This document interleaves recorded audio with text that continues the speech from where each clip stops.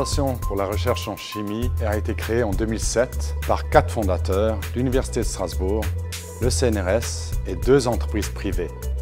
La BASF, leader mondial en chimie, et Bruker, un grand fabricant d'instruments scientifiques. Ceci est une étape importante dans la longue tradition d'excellence de la chimie strasbourgeoise. Je vous rappelle que déjà au XIXe siècle, le chimiste strasbourgeois Charles Gerhardt avait synthétisé l'aspirine et que dans les temps plus modernes, une grande partie de la chimie a été redéfinie par Jean-Marie Lehn, prix Nobel de chimie, c'est-à-dire la chimie supramoléculaire.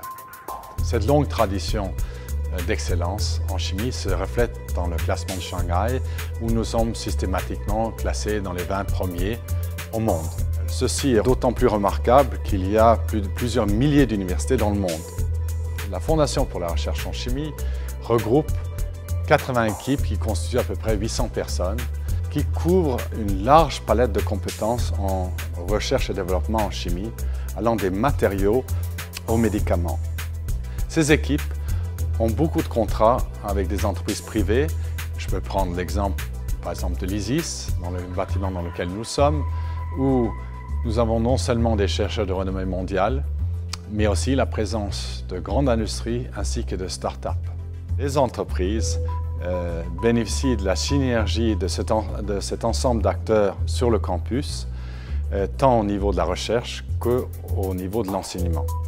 La mission la plus importante de la Fondation pour la recherche en chimie est de soutenir et de renforcer l'excellence de la chimie strasbourgeoise et ainsi son rayonnement international. Par exemple, nous soutenons le recrutement de très haut niveau, soit pour enrichir notre palette de connaissances, soit pour remplacer un départ à la retraite. Nous pouvons aussi renforcer la formation de nos étudiants en leur donnant un savoir de pointe qui leur permettront de faire face aux défis de la compétition internationale. Nous soutenons aussi une recherche de l'innovation sur le campus. Pour accomplir cette mission, nous avons besoin de moyens financiers considérables.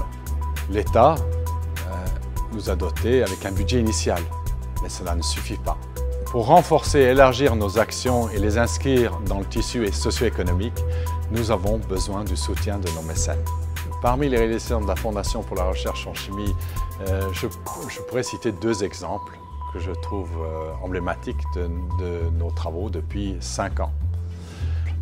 La première est la création d'une chaire de chimie supramoléculaire liée à la vieillesse qui a été possible grâce à un don d'AXA à hauteur de 2 250 000 €. Cette chaire nous a permis de recruter Luisa De Colla, une chercheuse de renommée mondiale qui s'est installée à Strasbourg et qui fait vivre une équipe de 30 personnes et a de nombreux contrats avec des entreprises privées. Le deuxième exemple, c'est les bourses pour les étudiants en master.